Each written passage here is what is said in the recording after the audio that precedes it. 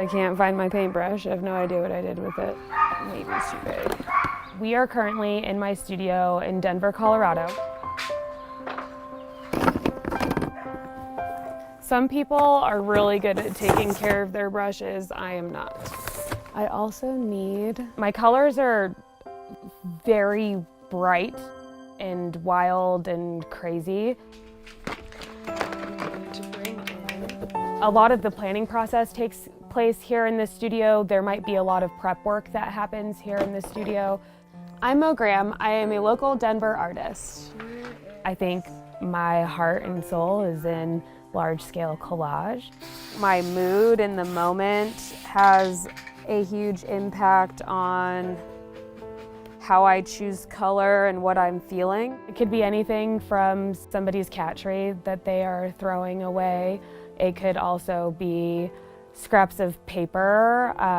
It could be a sticky note that somebody left on my car. It could be personal items, things found in different strange places like alleyways. I've used everything from sanitary napkins. I'm really just looking around naming the things that I'm looking at.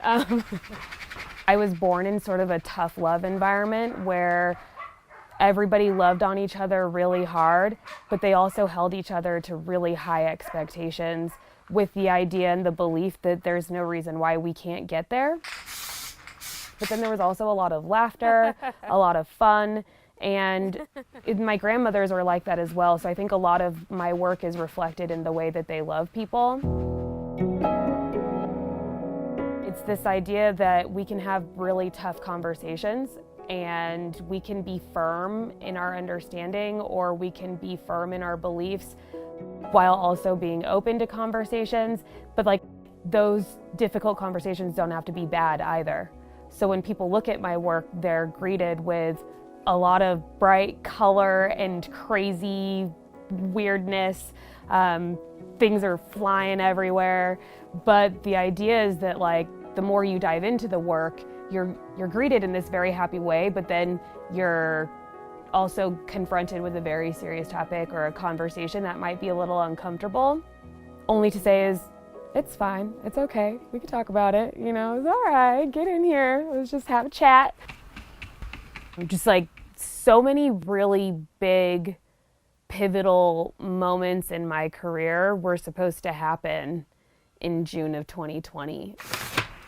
My brushes are frequently ruined and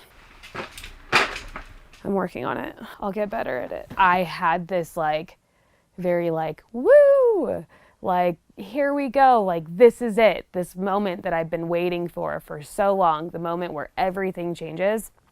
And sure enough, it was like, skirt, nobody's having fun. And I was like, what? I just recently finished a mural in Boulder through the Streetwise Mural Festival. I also am working on a few commissions that are going to be installed in different buildings throughout the country. I'm doing a little bit of everything. I just helped with design some of the set for Alice in Wonderland, with family theater and wheelchair sports camp. I'm kind of all over the place. Part of the reason I've been able to have so much success is because Denver, I believe, is a city who does care quite a bit about the arts, especially as a young, emerging artist who is learning and growing and becoming. And so I think where a lot of artists, especially young artists, have a really hard time is they're trying on all these different hats, trying to figure out what their style is and figure out their niche. You finally get to a place where you have to choose. Am I going to do what I think is cool, or am I going to keep trying to do what everybody else thinks is cool?